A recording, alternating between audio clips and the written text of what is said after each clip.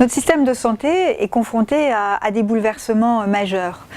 Aujourd'hui, il y a des transformations comme il n'y en a pas eu pendant des années à cause du vieillissement de la population, de l'importance croissante des maladies chroniques, de la demande des patients d'être davantage associés, et puis évidemment de l'innovation technologique, l'innovation en termes de médicaments.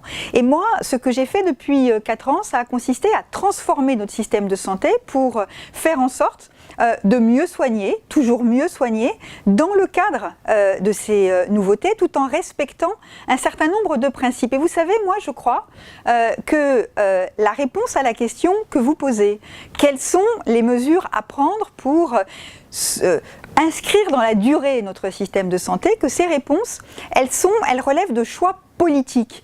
Trop souvent, la santé apparaît comme quelque chose qui irait de soi, quelque chose qui transcenderait les clivages politiques. Il y a des choix, et les choix que j'ai faits, c'est l'accès aux soins qui doit être facilité en tout état de cause, d'où des mesures que j'ai prises, refuser les déremboursements, résoudre le problème du déficit de la sécurité sociale sans demander aux patients de payer plus, la question du tiers payant par exemple qui est clairement un choix d'accès aux soins, et donc il y a des choix politiques qui sont extrêmement forts, et je crois que si nous voulons que notre système de santé continue de répondre à la demande des Français, nous devons garantir l'accès aux soins partout sur le territoire, faire en sorte que l'innovation permette de transformer les prises en charge, que les Français se sentent accompagnés, soutenus, qu'ils aient toute l'information qu'ils souhaitent, et puis évidemment que les professionnels de santé, les structures hospitalières soient soutenus et pérennisés partout sur le territoire, d'où un certain nombre de mesures que j'ai prises. Les bouleversements que connaît notre système de santé depuis quelques années, le vieillissement de la population, les maladies chroniques, la demande des patients d'être davantage associés, l'irruption évidemment de l'innovation, qu'elle soit médicamenteuse ou technologique, oblige à repenser de façon complètement nouvelle les relations entre les patients et les professionnels de santé et entre les professionnels de santé eux-mêmes.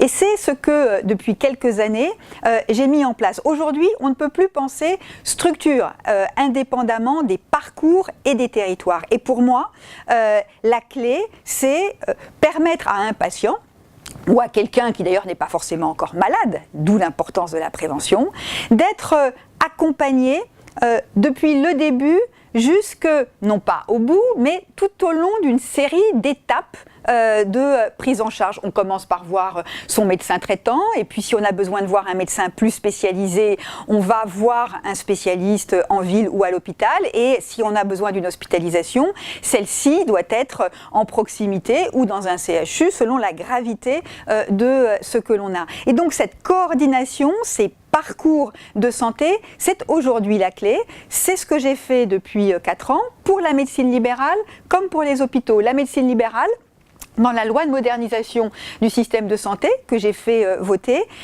ont été inscrites des communautés de professionnels de santé territoriales qui permettent aux médecins généralistes de travailler avec le médecin spécialiste, mais avec l'infirmière, avec le kiné, avec le pharmacien.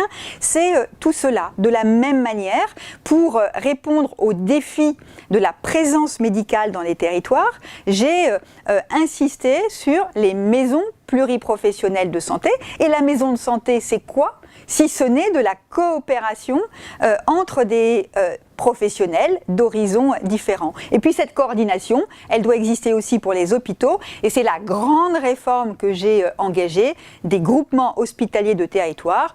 Désormais, tous les hôpitaux devront appartenir à un groupement hospitalier de territoire, c'est-à-dire que tous les établissements qui interviennent sur un même territoire, ils doivent se coordonner et travailler ensemble. Et je suis absolument convaincue que ces transformations majeures, qui sont des bouleversements pour notre système de santé, dont les patients ne se rendent pas compte, mais ils n'ont pas à s'en rendre compte, que ces bouleversements, ils ne seront pas remis en cause dans les années qui viennent, quels que soient les changements politiques éventuels. Il y a là une évolution de fond de notre système de santé. Et moi, ce que j'ai voulu faire depuis 4 ans, c'est donner les moyens financiers, humain à cette transformation. Ce que demandent les Français, ça n'est pas seulement d'être pris en charge, mais d'être bien pris en charge. Et au-delà des labels administratifs qui existent, la qualité,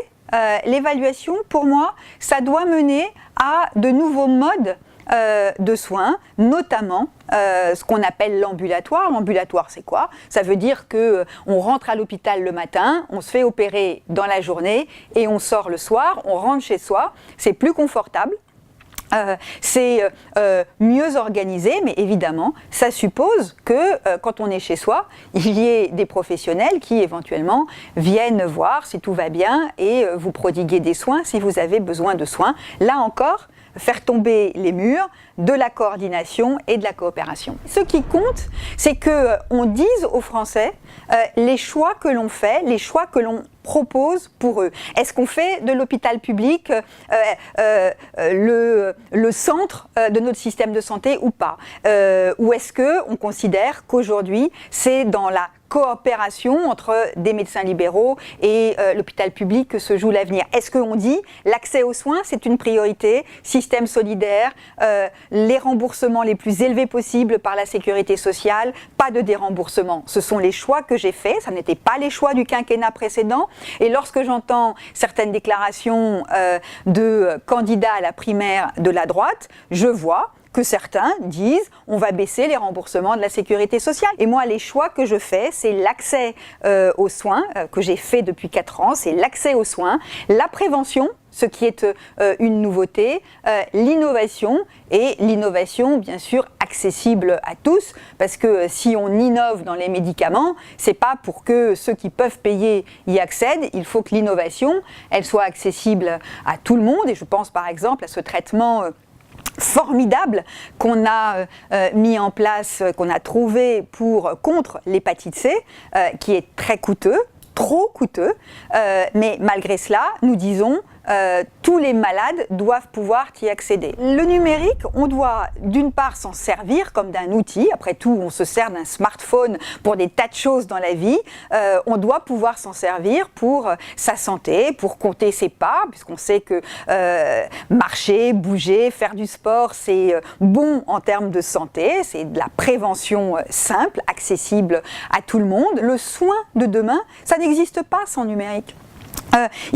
Si on parle de coopération, de coordination, on a besoin de numérique.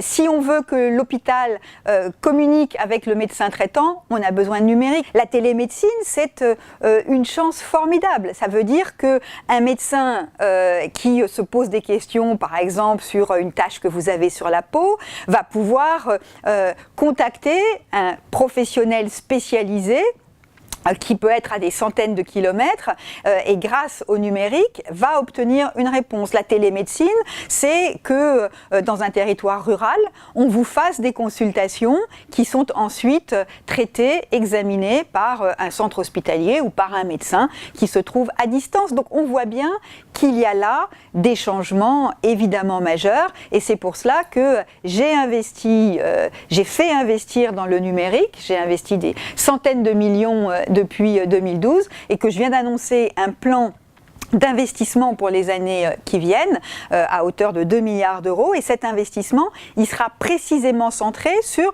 tout ce qui permet la coopération et notamment les systèmes d'information.